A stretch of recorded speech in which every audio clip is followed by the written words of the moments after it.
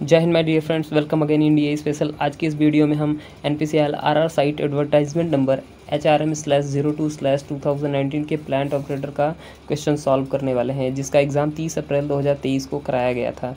आप सभी देख पा रहे हैं कि इसका एग्ज़ाम जो है वो 30 अप्रैल 2022 को कराया गया था। उसका रिज़ल्ट भी इसी दिन दे दिया गया था। आपको पता होगा कि NPCL जो है वो जिस दिन एग्ज़ाम कराता है उसी दिन जो है वो रिज़ल्ट दे देता है, ठीक है ना। तो अभी हम इसमें देख लेते हैं कि क्वेश्चन क्या क्या आए थे, तो ठीक है ना। तो वीडियो को स्टार्ट करने से पहले हम उन सभी मित्रों को बधाई देना चाहेंगे जिनका सिलेक्शन जो है वो प्लांट ऑपरेटर के लिए हो चुका है। तो आप ये सभी लिस्ट दे सकते हैं, इन सभी स्टूडेंट का जो है वो सिलेक्शन हो चुका है। इसके लिए मैं एक शॉर्ट वीडियो पहले से ही बना के अपने चैनल पर अपलोड कर चुका हूँ। तो अभी देख लेते हैं कि इसमें क्वेश्चन जो है वो कैसे कैसे आए थे। तो आप सभी को पता होगा कि इसमें जो मैथ के क्वेश्चन थे वो कितना आया था। जो एग्ज़ाम में अपीयर होंगे उनको पता था कि मैथ के जो क्वेश्चन थे वो कितना था, 17 या 18 क्वेश्चन थे, राइट। बाकी जो 32 या 33 के जो क्वेश्चन थे वो फिज़िक्स और केमिस्ट्री से थे। तो आज की इस वीडियो में हम सिर्फ मैथ के क्वेश्चन को सॉल्व करने वाले हैं, ओनली मैथमेटिक्स के क्वेश्चन को जो है वो सॉल्व करने वाले हैं, क्योंकि फिज़िक्स और केमिस्ट्री के क्वेश्चन को अगर हम सॉल्व करने लगेंगे तो टाइम जो है वो बहुत ज़्यादा जाएगा, राइट। तो फिज़िक्स और केमिस्ट्री के लिए एक अलग से मैं वीडियो बना दूँगा, बाकी इस वीडियो में सिर्फ मैथ के क्वेश्चन को देखने वाले हैं, राइट। तो स्टार्ट करते हैं अपना वीडियो। सो गाइस स्टार्ट करते हैं मैथमेटिक्स से। अपना मैथमेटिक्स का पहला क्वेश्चन देखते हैं क्या है। What is the value of sine 15 degree plus cos 15 degree. देखिए इस क्वेश्चन को आप दो तरीके से कर सकते हो। एक तो क्वेश्चन तरीका ये है कि आप इसमें सीधे सीधे साइन 15 डिग्री और कॉस 15 डिग्री की वैल्यू पुट करके ऐड कर दो, आपको आंसर मिल जाएगा। बट आप मोस्ट ऑफ केसेस में मतलब ये होता है कि इसकी वैल्यूज़ याद नहीं होती हैं। तो आपको वैल्यू याद नहीं है तो क्या करना होगा, सबसे पहले आपको इस 15 डिग्री को स्प्लिट कर लेना पड़ेगा। तो कैसे स्प्लिट करेंगे, साइन 60 माइनस 45 में, राइट। आप 60 में से 45 माइनस करोगे तो 15 डिग्री आएगा। तो ऐसे ही इसको भी रिप्रेजेंट मतलब वो क्या कहते हैं कि स्प्लिट कर लेते हैं। तो ये क्या हो जाएगा, कॉस 15 डिग्री 60 डिग्री और माइनस 45 डिग्री, राइट। अब इसके बाद सिंपल सा आपको करना क्या है कि इसको इसमें जो है साइन a माइनस बी और इसमें sine cos a minus B का फार्मूला लगा देना है। तो ये क्या होता है, साइन a माइनस बी का formula, sine a cos b minus cos a sine b। तो यहाँ पर जब लगाएंगे तो क्या हो जाएगा, sine 60 degree into cos 45 degree sine A cos B, फिर माइनस कॉस ए यानी कि 60 डिग्री और साइन बी यानी कि साइन 45 डिग्री, ठीक है ना। इसके बाद आपको क्या करना है, इसमें भी कॉस ए माइनस बी का फार्मूला लगा देना है। तो कॉस ए माइनस बी का फार्मूला क्या होता है, कॉस ए कॉस बी और माइनस वाले में प्लस होता है, plus sign A sine B. तो ये क्या हो जाएगा, कॉस ए मतलब 60 डिग्री इंटू कॉस बी यानी 45 डिग्री और माइनस है तो प्लस आएगा यहाँ पे, प्लस साइन ए और इनटू साइन 45, ठीक है ना। तो अभी सिंपल सा वैल्यू इसमें पुट कर देना है। और वैल्यू क्या हो जाएगा इसमें, देखिए साइन 60 की वैल्यू क्या होती है, √3/2 इंटू कॉस 45 की वैल्यू क्या होती है, 1/√2। इसके बाद माइनस यहाँ पर भी कॉस 60 की वैल्यू 1/2 इंटू साइन 45 की वैल्यू 1/√2, फिर प्लस यहाँ पर क्या होगा, कॉस 60 डिग्री की वैल्यू क्या होती है, 1/2 मल्टीप्लाइड बाई कॉस 45 की वैल्यू 1/√2, ठीक है ना। इसके बाद फिर यहाँ पर साइन 60 की वैल्यू क्या होती है, √3/2 इंटू 45 की 1/√2। तो देखो ये सेम है, कट जाएगा प्लस माइनस में। इसके बाद क्या होगा, इसको और इसको ऐड कर देना है, ठीक है ना। तो आप जब इसको सॉल्व करोगे तो क्या हो जाएगा, √3 डिवाइड बाई 2√2, ठीक है ना। और प्लस यहाँ पर भी क्या हो जाएगा, √3 डिवाइड बाई 2√2। अब सिंपल सा आपको करना क्या होगा कि इनको ऐड कर देना पड़ेगा। जब आप इन दोनों का डिनोमिनेटर सेम है तो न्यूमरेटर ऐड हो जाएगा। तो ये क्या हो जाएगा, 2√3 डिवाइडेड बाई 2√2। अब ये 2 से 2 कैंसिल हो जाएगा और कैंसिल होके क्या हो जाएगा, √3 डिवाइडेड बाई √2 बचेगा, ठीक है ना। अब √3 डिवाइड बाई √2 को हम सिंपल सा क्या लिख सकते हैं, 3/2, ठीक है ना। दोनों नंबर पे स्क्वायर रूट लगा देंगे। इसके बाद इसको और सिंपल तरीके से क्या लिख सकते हैं, 2/3 तो ये आपका आंसर हो जाएगा, ठीक है ना। अभी चलते हैं अपने सेकंड क्वेश्चन पे। तो सेकंड क्वेश्चन क्या है,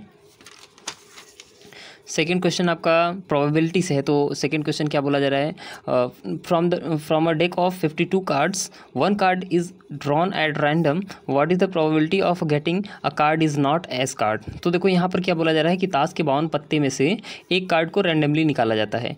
उस कार्ड को निकालने पर उस कार्ड के कौन सा कार्ड बोला है, नॉट अ एस कार्ड, मतलब उस कार्ड के एस कार्ड न होने की प्रोबेबिलिटी कितनी है। तो पहले हम एस कार्ड होने की प्रोबेबिलिटी फाइंड आउट कर लें, फिर उसको एक में से माइनस कर देंगे तो हमको एस कार्ड न होने की प्रोबेबिलिटी मिल जाएगी। तो पहले तो आपको ये चीज़ कर देना पड़ेगा कि एस कार्ड होते कितने हैं। देखिए ना, देखिए ताश की गड्डी में एस कार्ड की संख्या कितनी होती है, 4।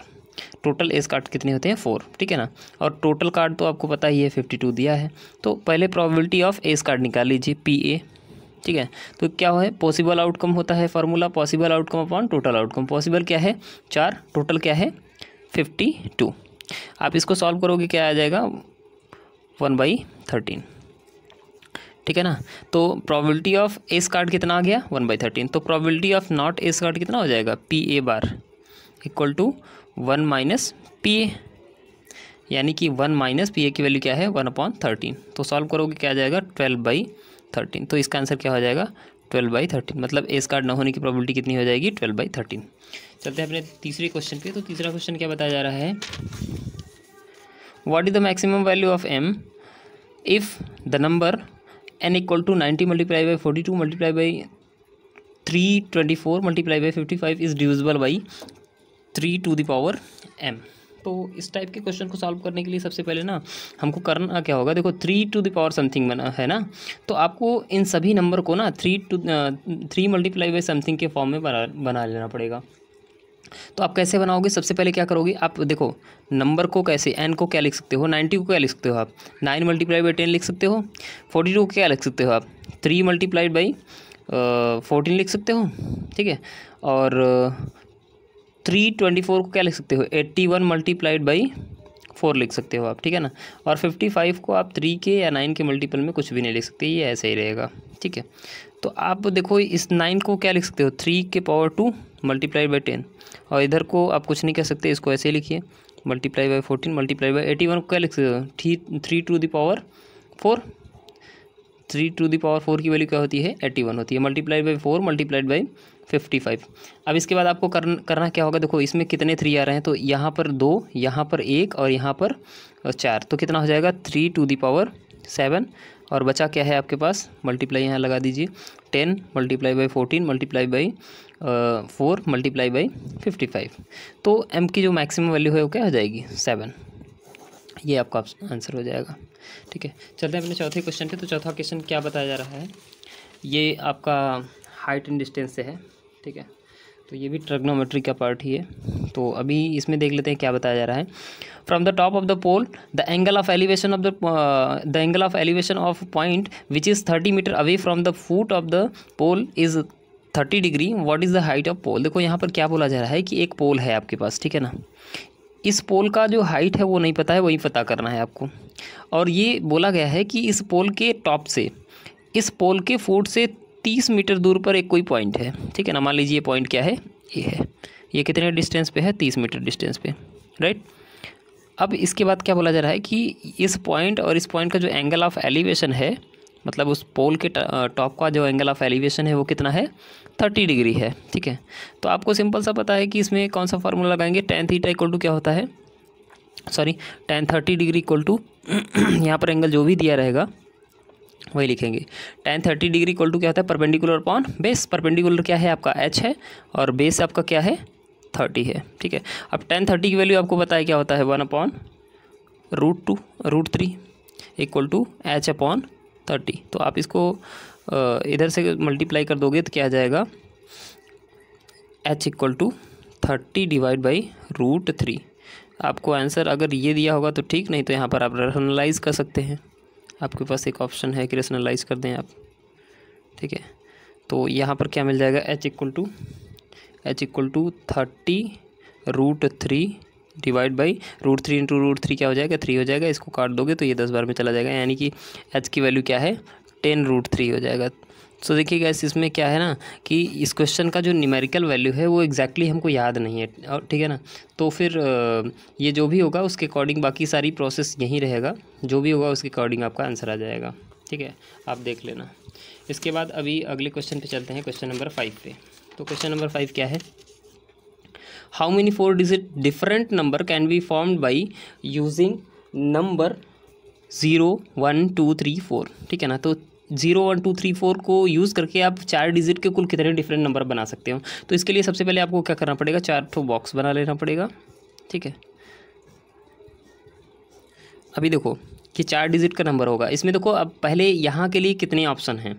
पहली बात तो अगर यहाँ पर 0 कर देंगे तो क्या होगा बताओ, ये 3 डिजिट का होगा, 4 डिजिट का होगा, ये सिर्फ 3 डिजिट का नंबर होगा, ठीक है ना। तो मतलब 0 यहाँ के लिए नहीं है, ठीक है ना, मतलब 0 यहाँ पर नहीं रखा जा सकता। बाकी अब यहाँ इस जगह के लिए कितने ऑप्शन बचे, 1 2 3 4, तो यहाँ पर कितने ऑप्शन हैं, 4, ठीक है। अब एक चीज़ ध्यान देना कि जो चीज़ आप जो नंबर इसमें रख दिए वो दोबारा नहीं रखना है, ठीक है।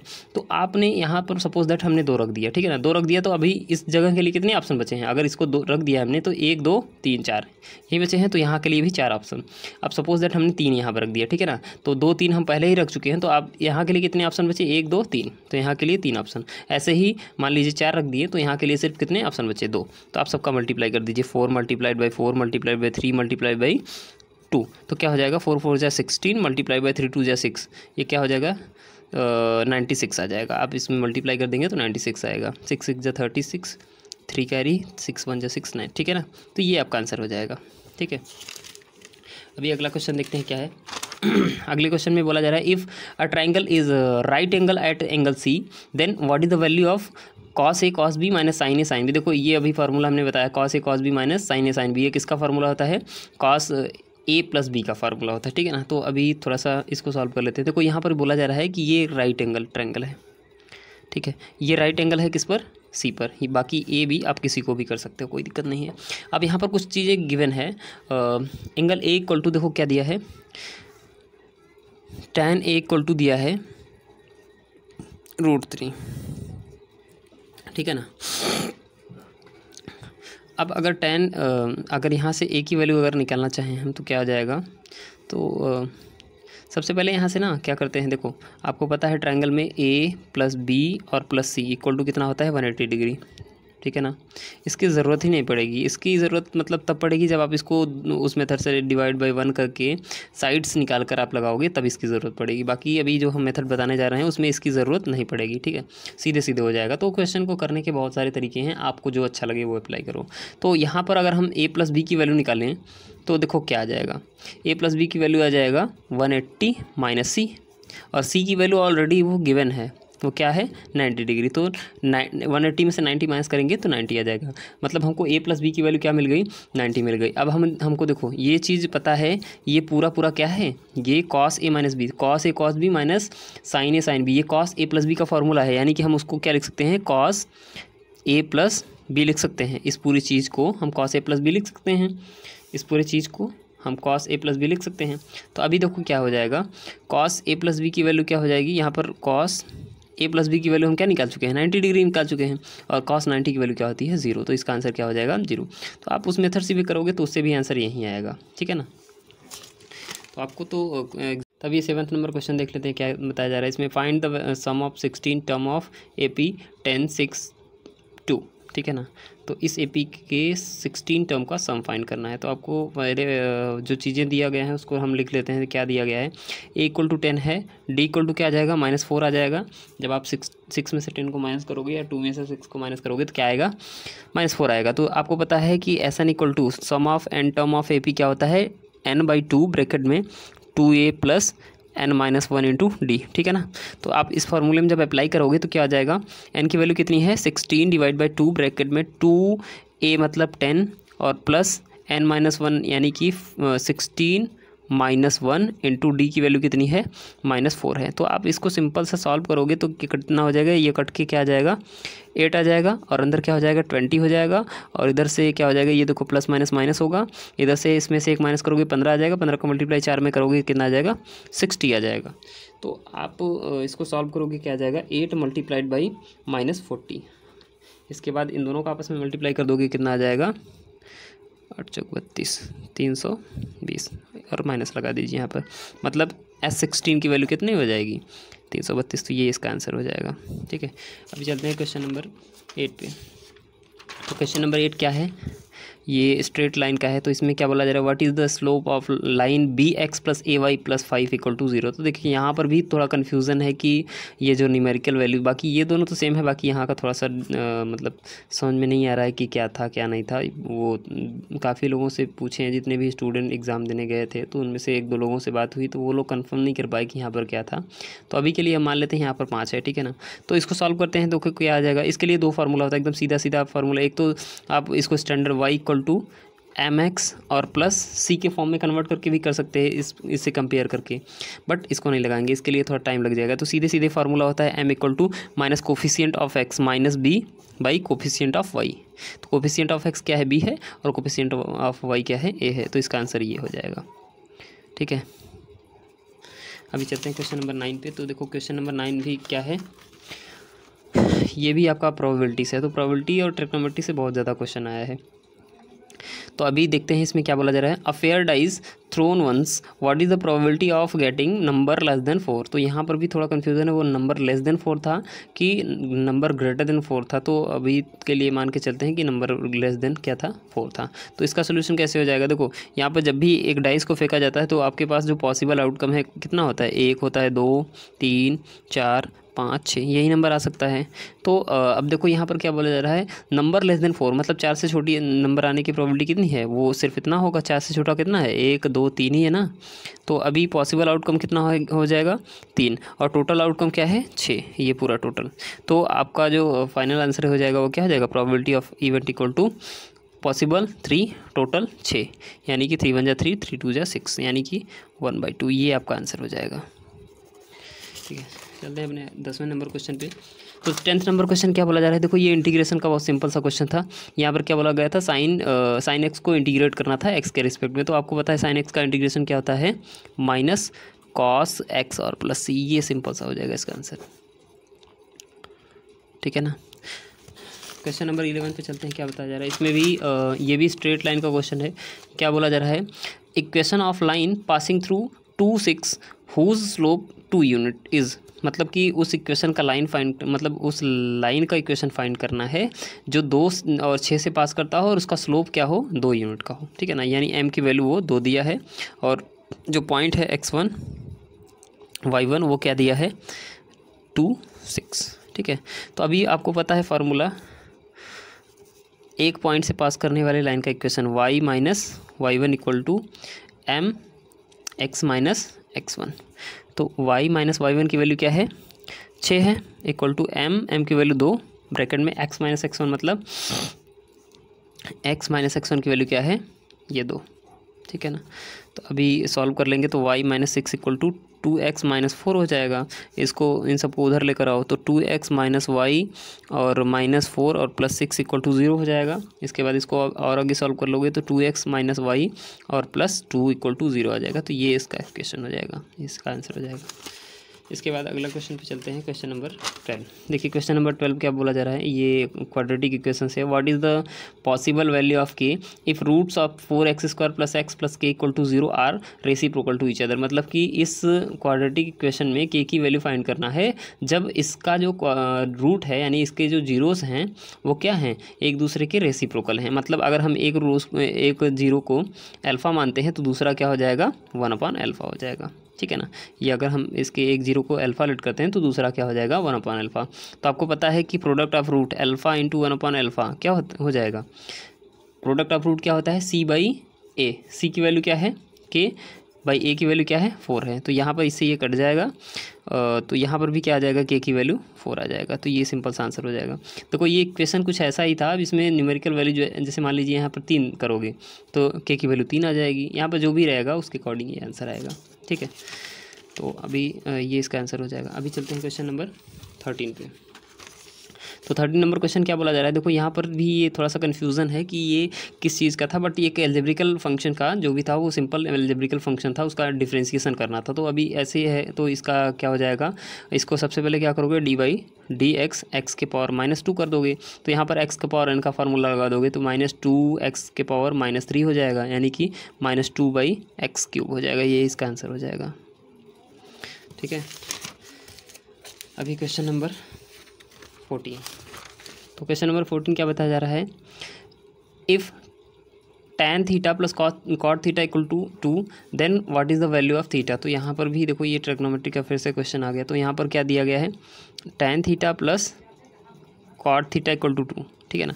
तो tan थीटा को चेंज कर लो तुम sin theta upon cos theta में, और प्लस यहाँ पर भी cos theta upon sin theta, मतलब साइन tan और cot को चेंज कर लो sin cos में, इक्वल टू 2। क्रॉस मल्टीप्लाई करोगे तो sin² theta plus cos² theta divide by sin theta into cos theta आ जाएगा, इक्वल टू 2। क्रॉस मल्टीप्लाई कर दो, इसकी वैल्यू 1 होती है, इसका क्रॉस मल्टीप्लाई कर दोगे 2 sin theta into cos theta बन जाएगा ये, ठीक है ना। अब आपको पता है कि 2 sin theta into cos theta क्या होता है, sin 2 थीटा होता है। अब देखो ये साइन में कितने की वैल्यू होती है, sin 90 डिग्री की वैल्यू होती है, इक्वल टू sin 2 थीटा हो जाएगा। साइन हट जाएगा, 2 थीटा इक्वल टू क्या आ जाएगा, 90 डिग्री, यानी थीटा इक्वल टू 45 डिग्री। एक तो तरीका ये हो गया करने का। एक दूसरा तरीका होता है सीधे सीधे ऑप्शन वाला मेथड, मतलब ऑप्शन में जो भी चीज़ दिया है थीटा की वैल्यू, आप बारी बारी से एक एक को पुट करके देखो, जिसके लिए दोनों इक्वेशन सेटिस्फाइड हो जाएगा, दोनों इक्वेशन इक्वल हो जाएगा, वही उसका आंसर हो जाएगा। तो आप जब 45 रखोगे तो tan 45 की वैल्यू क्या होती है 1, और cot 45 की वैल्यू 1, तो दोनों को ऐड करोगे क्या जाएगा, 2 आ जाएगा। तो ये आपका क्या हो जाएगा आंसर। तो एक तरीका ये भी है करने का, ठीक है ना, आपको जो अच्छा लगे उससे करो।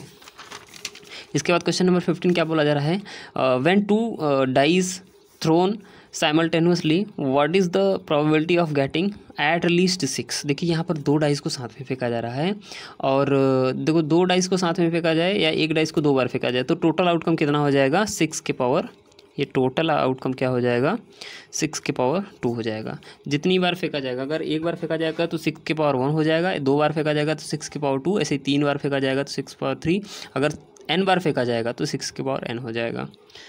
तो यहाँ पर देखते हैं आगे क्या होगा। तो ये क्या हो जाएगा 36, ठीक है। फिर इसके बाद अब देखो क्वेश्चन में क्या बोला है, पॉसिबिलिटी क्या क्या है, थोड़ा सा पॉसिबिलिटी हम चेक कर लेते हैं। देखो पॉसिबिलिटी ये है कि आपको बोला क्या है, एट लीस्ट 1, मतलब कम से कम एक पर 6 आना चाहिए, यानी कि वो 6 1 हो सकता है और 1 6 हो सकता है, या 6 2 हो सकता है और 2 6 हो सकता है, ठीक है। इसके बाद 6 3 हो सकता है और 3 6 हो सकता है, ठीक है ना, क्योंकि वो एक कम से कम एक पर बोला है। इसके बाद 6 4 हो सकता है और 4 6 हो सकता है। इसी प्रकार 6 5 हो सकता है और 5 6 हो सकता है, ठीक है। अभी क्या है 6 6 हो सकता है, क्योंकि वो एट लीस्ट 1 बोला है, एट मोस्ट कुछ भी हो सकता है भाई। तो ये आपके पास पॉसिबल आउटकम कितने हो जाएंगे, 1 2 3 4 5 6 7 8 9 10 11। तो टोटल आउटकम आपके पास 36, पॉसिबल आउटकम कितना है 11, यानी कि प्रोबेबिलिटी ऑफ इवेंट क्या हो जाएगा, possible outcome 11 divide by total outcome 36। तो ये आपका आंसर बन जाएगा 11/36। अभी चलते हैं अपने अगले क्वेश्चन पे, क्वेश्चन नंबर 16। ये भी ट्रिग्नोमेट्री देख रहे हैं आप, ट्रिग्नोमेट्री और प्रोबेबिलिटी से ही ज़्यादा क्वेश्चन आया है इसमें। If sin² theta minus 2 sin theta, यहाँ पर 2 रहेगा सिर्फ, 2 sin theta equal to 0, then what is the value of theta. तो यहाँ से क्या हो जाएगा, देखो इसको सॉल्व करने के लिए पहले आप क्या करो, sin थीटा कॉमन ले लो, ठीक है ना। जब sin थीटा कॉमन लोगे तो क्या बचेगा, sin theta minus 2 equal to 0। अब देखो ये कॉमन ले लिए तो देखो ये प्रोडक्ट अब 2 नंबर में 2 ट्रिग्नोमेट्रिकल फंक्शन में कन्वर्ट हो गया। तो आप इसके बराबर 0 करोगे, if sin theta equal to 0 put करोगे तो sin theta equal to sin 0, sine में कितनी की वैल्यू होती है, sin 0 डिग्री की होती है, तो थीटा इक्वल टू क्या आ जाएगा 0 डिग्री। ये एक आंसर ये हो जाएगा। आप इसके भी बराबर 0 करके थीटा निकाल सकते हो, बट जो आंसर आएगा वो आपको ऑप्शन में देखने को नहीं मिलेगा, ठीक है। तो मतलब नहीं था ऑप्शन में, ठीक। आप इसको एक तरीके से और कर सकते हो, आप x की वैल्यू जो ऑप्शन दिया है, जैसे अभी अगले एक क्वेश्चन में किए थे, आप ऑप्शन के थ्रू जो ऑप्शन में दिया है उसकी वैल्यू पुट करके देख लो, जिसके लिए इक्वेशन सेटिस्फाइड हो जाएगा, जिस थीटा के लिए ये इक्वेशन सेटिस्फाइड हो जाएगा, वहीं इसका आंसर हो जाएगा, ठीक है। तो आपके ऊपर है, आप जो मेथड लगाओ। अभी लास्ट क्वेश्चन देखते हैं क्या है, find the quadratic polynomial whose zeros are 2n-2। तो यहाँ पर भी ये न्यूमेरिकल वैल्यू जो है वो कंफर्म नहीं है क्या है, बट अभी देखो क्वेश्चन का टाइप जो है वो यही था। तो अभी इसके लिए देखते हैं क्या हो जाएगा। तो आपको पता है इसके दो जीरोस दिए गए हैं, यानी अल्फ़ा इक्वल टू 2 दिया है और बीटा इक्वल टू -2 दिया है, ठीक है। तो अभी आपको फार्मूला क्या पता है, x² minus alpha plus beta into x और प्लस अल्फ़ा इंटू बीटा, ये क्वाड्रेटिक पॉलिनोमियल निकालने का ये फार्मूला होता है, ठीक है ना। तो इस फार्मूले में आप जैसे ही रखेंगे तो क्या मिल जाएगा आपको, x² माइनस अल्फ़ा की वैल्यू क्या है 2, बीटा की वैल्यू क्या है 2 -2 है, और इंटू एक्स और plus alpha into beta 2 into -2, ठीक है। तो ये क्या हो जाएगा x², ये तो ख़त्म हो जाएगा, ये पूरा टर्म 0 हो जाएगा, 0x हो जाएगा, और -2 2 जा 4, यानी क्या आंसर आ जाएगा x² - 4, ये इसका आंसर हो जाएगा, ठीक है। तो अभी हम इस वीडियो में हमने मैथमेटिक्स के क्वेश्चन को देखा, ठीक है। तो देखो यहाँ पर इस एग्ज़ाम में जो मैथमेटिक्स के क्वेश्चन थे वो 17 या 18 ही थे, ठीक है। जहाँ तक हमको याद आया वहाँ तक मैंने अपना नोट डाउन किया, उसके बाद कुछ अपने फ्रेंड से भी पूछ कर हमने मतलब जितना हो सका उतना कर दिया। बट अभी 1-2 क्वेश्चन हो सकता है कि छूट गया हो, तो आप लोगों को अगर क्वेश्चन याद हो, आप एग्ज़ाम में बैठे हों, तो फिर आप लोग कमेंट बॉक्स में उस क्वेश्चन को मेंशन कर देना, उसको हम सॉल्व करने की कोशिश करेंगे, ठीक है। तो अभी अगले वीडियो में हम लोग मिलते हैं फिज़िक्स और केमिस्ट्री के क्वेश्चन के साथ। वीडियो को लास्ट तक देखने के लिए धन्यवाद। जय हिंद।